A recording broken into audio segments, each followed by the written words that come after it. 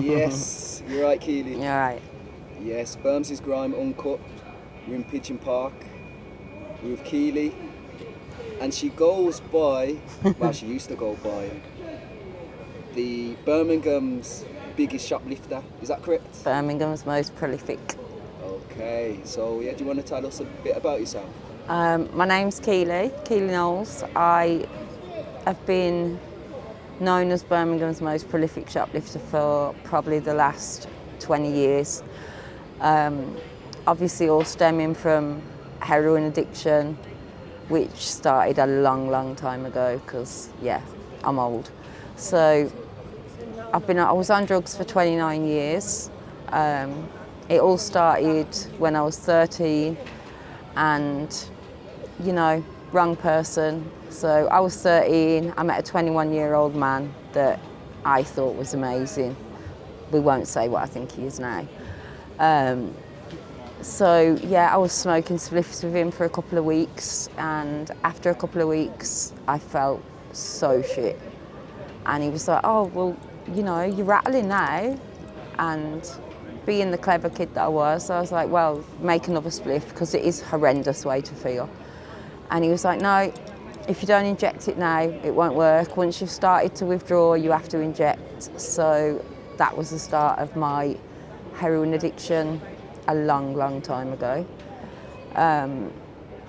I got into a lot of trouble when I was younger, more firearms, drugs, and obviously when the time came for me to leave that man, I came to Birmingham, and that's where my new career kind of began.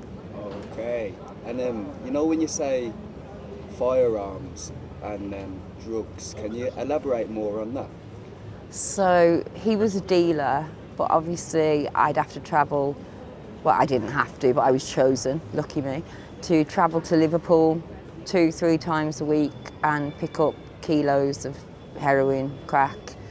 And yeah, I suppose it's the equivalent of today's county lines, but no one knew anything about all that back then.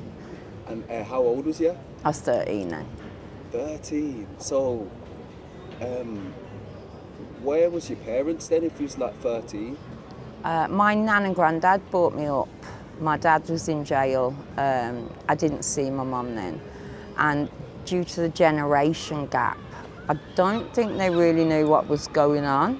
I mean, yeah, I was 13 and then they were in their 60s. And back then, times were different. Okay, so you think they was a bit naive then? Yeah. Okay, so and that allowed you to kind of get away with a lot of stuff, would you? Is that fair? I got away with murder, yeah. The things that you could blame things on were shocking. I mean, I think my nan thought I had flu for years on end when I was just waking up withdrawing, and then all of a sudden I'd feel better 10 minutes later. Okay, that's interesting. So, when was it that your nan found out that you was addicted to drugs?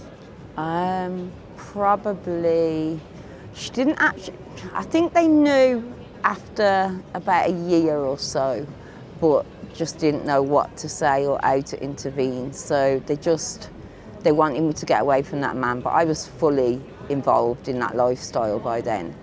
I remember when I was about 14 or 15, I remember my uncle, because obviously he was like the same kind of age as my dad. I remember my uncle tipping my handbag out on the kitchen table, and it was full of rolled up money where I'd just served people, screwed it up and pushed it into the bag. Half ounce of gear fell out on the table and about 5 or 6 needles. I thought it was the end. And my granddad, because I don't think he knew what to say, just looked at my uncle and went, I told you to never go in a lady's handbag. Wow. So they didn't really hold you accountable for anything? Not really. I mean, they stood by me through everything they came. They'd leave the house at 4 in the morning to visit me in jail in Holloway at 8 o'clock in the morning when I was a little bit older. They were there through everything. Okay, so when you say that you found, your uncle found like a half ounce of drugs, you're dealing with quite a lot of large amount of drugs. So was you in it really deep then? Well, yeah, because Telford's quite a big area, and the whole of Telford then was split between 3 dealers. So ½ ounce was just what I carried around for myself to take from, because back then I could easily do 7 grams of heroin in a day. So yeah, that was just what was there. I mean, if I was carrying items around, I'd have like 200 of each. So how much would that be in terms of money a day that you spend? Well, back then, I can't even tell you what it was back then. When my habit just finished, I was spending it took me like £300 to get out of bed. And then I'd score again in the middle of the day, well, evening, about another 400 quid. And then I'd spend like another 300-400 quid at night time. So if I didn't have £1,000 a day, not happy. Okay, so wow, that's a lot of money to feed your habit. So that comes to Birmingham, I suppose, and Yeah. the shoplifting. So you get to Birmingham, as you say. So what happens after that then? I get to Birmingham, realise I've got a massive habit to support. Obviously, not selling drugs, no income whatsoever.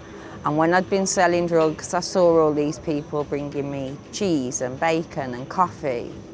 And it just seemed like a lot of hard work for not a lot of money. And I kind of wondered, does it make a difference? If you steal something, it's still from a shop, but it's expensive. Is there a difference in when you get caught? And there isn't. I mean, yeah, I'm not saying it's right, but I just came to the conclusion that instead of going into the local supermarket and taking a basket of Nescafe, I could go into an upmarket store and take a ruck of handbags or purses. So you're like the Robin Hood of shoplifting? Well, yeah, see, you've got to look at it like that, yeah. There was a lot of people. All I can say is where I just moved from, I used to live in King's Heath. There is a lot less well-dressed people there than there was 20 months ago. Okay, so did you get people's orders and stuff like that? Or? I had a WhatsApp group that had about 150 people on it. I would normally come out of the shop, take photos of the stuff on the train on the way back, or on the bus if I was coming from town. But before I'd even got halfway home, it'd be sold. Money would either go in my bank or I'd go and drop it off and collect the money. So I knew when people's paydays were, I knew what size people's kids were, what people's favourite designer was. So, you're like a businesswoman as well, innit?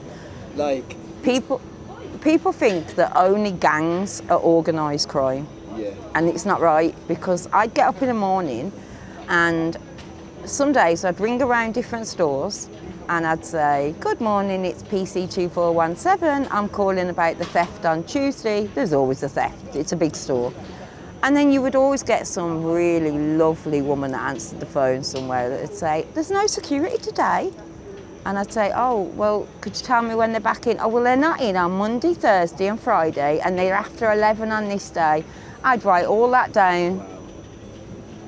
That's serious. So, did you learn this yourself, or was you around other shoplifters? No, I've always shoplifted on my own. At the end of the day, if you don't go with anyone else, you can't blame anyone else when something happens. Watch your own back and do your own thing. Is it easier shoplifting by yourself?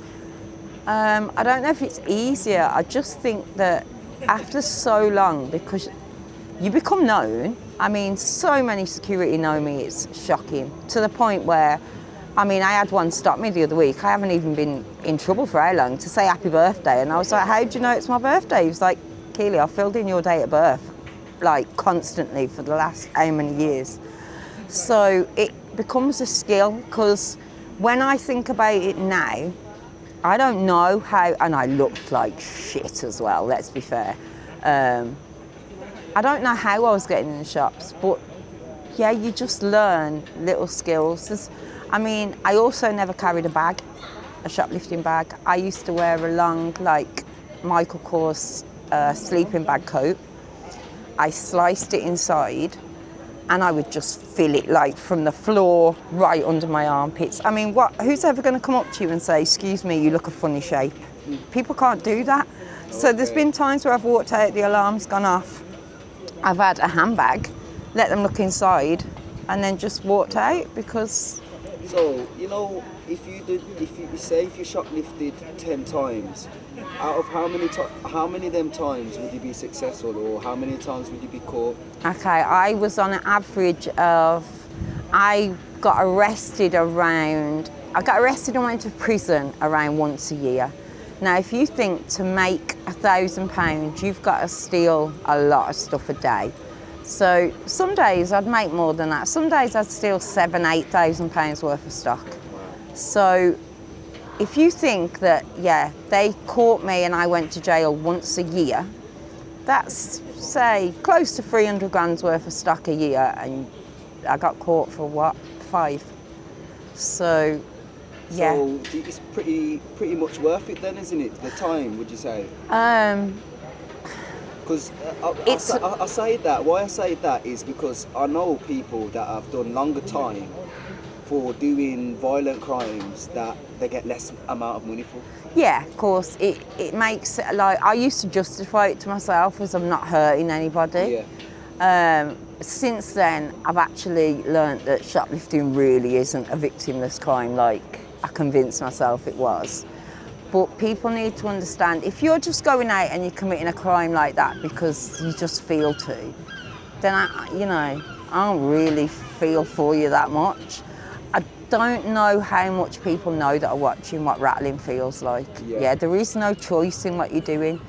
The best way I can explain a rattle is I was in a fire once, wrong crack house, wrong time, and I had to decide, 4th floor, jump or burn. So I jumped.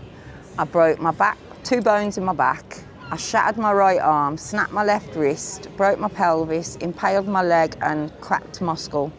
So when the air ambulance got there and said, oh my God, what happened? All I could say was, I'm rattling.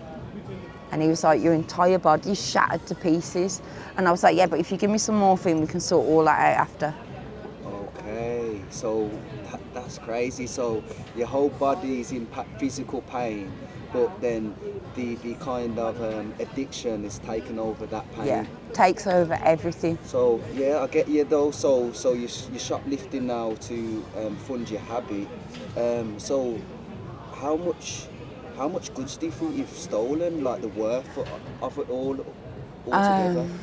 Okay, there's a store in Selly Oak that their security guard told the officer in front of me that I was with not long ago that in 2.5 years I took £3.5 million worth of stock from their store.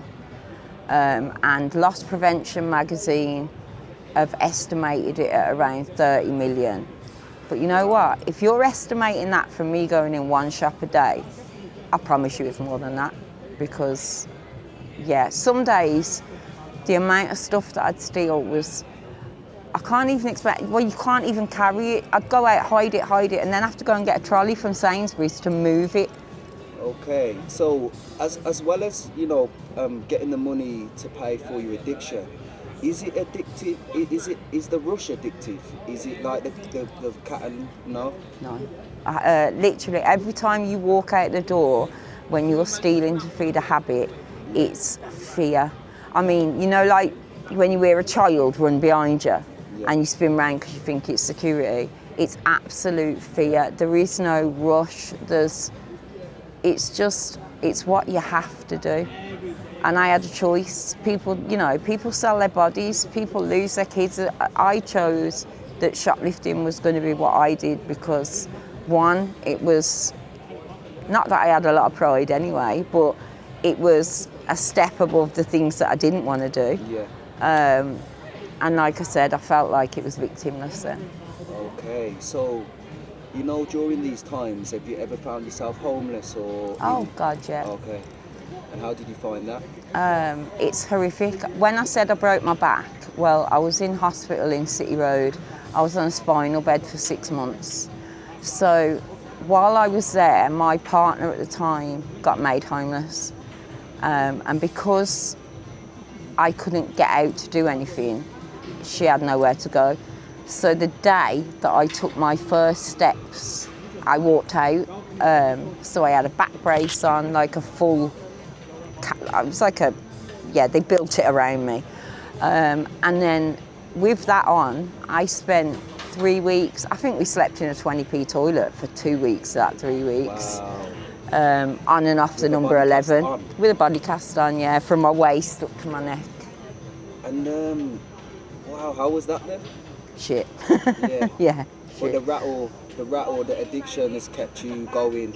Yeah, no matter what is going on around you or what is happening, you are always fully aware that in a couple of hours, if you haven't got gear, you're gonna feel shit. Okay. So, when would you say you was at your worst stage, like with drugs, with mental health and everything? When would you say you was at your lowest? My lowest was for a long time, to be fair. I mean, I've been clean 20 months. I would say from when I got clean, probably going back 6, 7, 8 years, every day was just, I didn't live, I existed. I didn't even survive. I literally just got up, scored, went grafting, sold it, scored, slept for a couple of hours and did it all over again. I was a mess. I'd say I had no teeth, but I'd be lying. I had one at the front that kind of pointed out halfway somewhere. My body was, it was in destruction. To the point where when I started rattling, I'd get to the police station and getting to the hospital from the police station, you've got to be dying.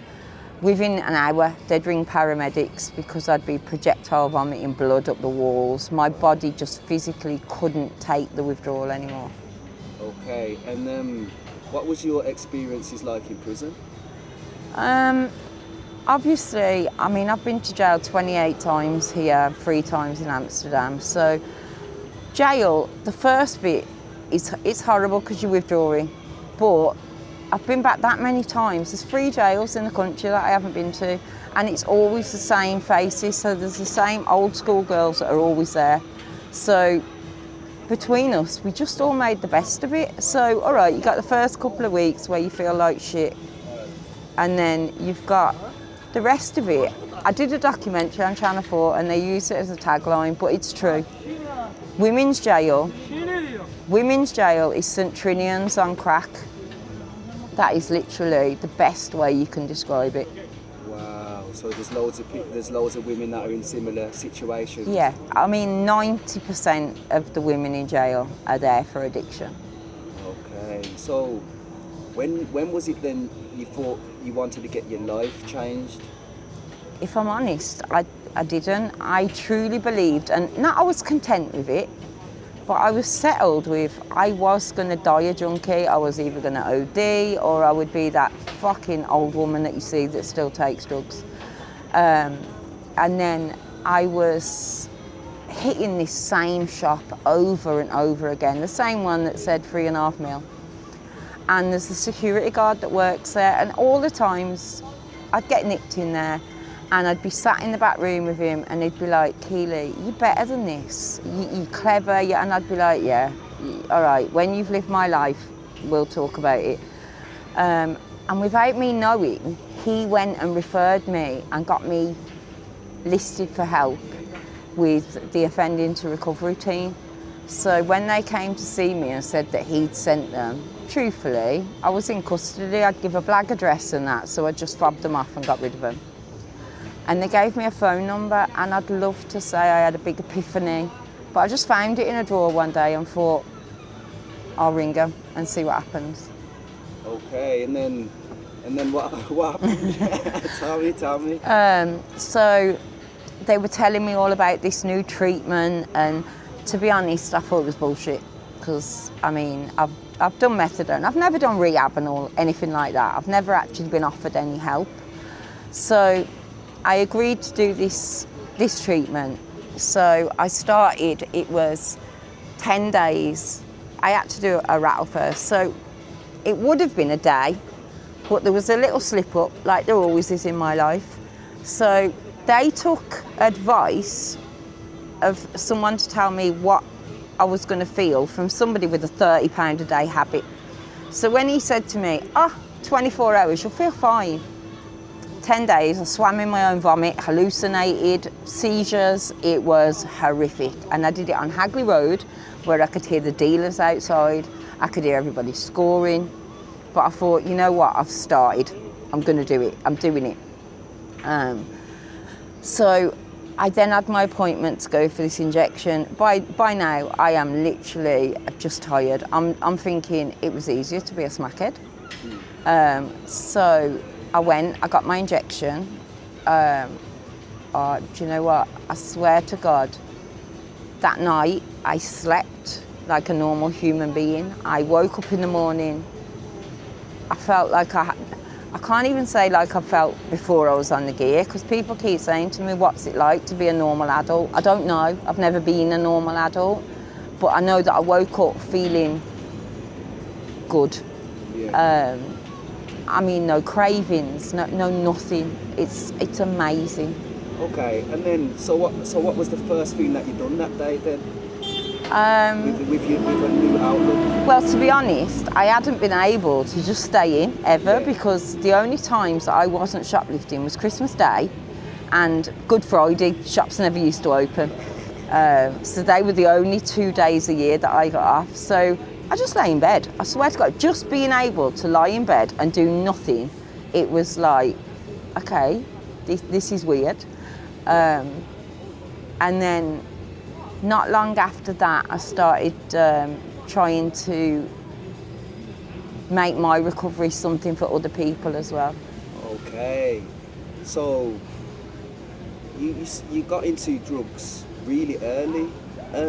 Is there anything that you could say to young girls that may, you know, like you had, thought that you was with the love of your life, and it's turned out now, looking back on it, that it was an older scumbag that's groomed you? Is there any advice you could give to younger girls? If somebody's that much older than you anyway, yeah, I mean, let's be honest, you might think it's really cool because you've got an older boyfriend. There's something wrong with him. If he's attracted to you as a child, there's something wrong with him. And to be fair, there will be people telling you that it's wrong. Listen, pay attention to it, because if everybody else can see it and you can't, maybe you're the one that's being blind. Okay. And is there any organisations that you've been working with that you want to give a shout out to? Offending to Recovery it's a different kind of organisation. Like, I know we've got CGL and all that, Change, Grow, Live. Offending to Recovery will literally walk you through from the beginning to the end. I mean, they will come and get you, take you to your appointments, they'll make sure that you take your medication. They've got access to rehabs, they've got access to sober living communities. They're there at the end of the phone all the time, and when they're not, they've got people like me that, you know, that have been through what you're going through. And yeah, sometimes somebody sitting that read something in a book telling you that everything's going to be all right is like, how the fuck do you know? But to look at somebody that, I mean, I know most of the people that come through, to look at somebody that you know has been maybe even lower than you are and see that they can come out the other end is very different to just being told it by somebody who works in an office and gets paid to do it. 100%. Another thing is as well, as you were saying, your guardians when you was younger may not have been aware of the certain signs. Any advice to the parents to watch out for signs of their children being groomed?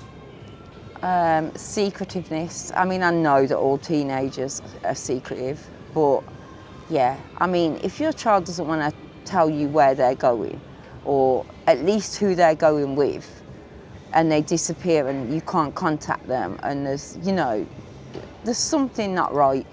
Because yeah, teenagers have got secrets between all their friends and that, but at least you see their friends. If you're not seeing other teenagers around, but that secretiveness is still there, there's a really good chance that there's someone behind it. Okay, wicked. So we're going to wrap it up now. Is there any final words you'd like to say to the audience? We've got quite a large audience that are interested in these kind of subjects. So is there any last words you'd like to say? Don't write anybody off. I was unfixable. So if there's somebody that you know, or it's you, or somebody that you think needs help, it doesn't matter how long they've been on drugs, it doesn't matter how low they've got. If I can be fixed, anybody can be fixed. Oh, thank you. It's the lovely Keeley. It's Birmz Grime Uncut.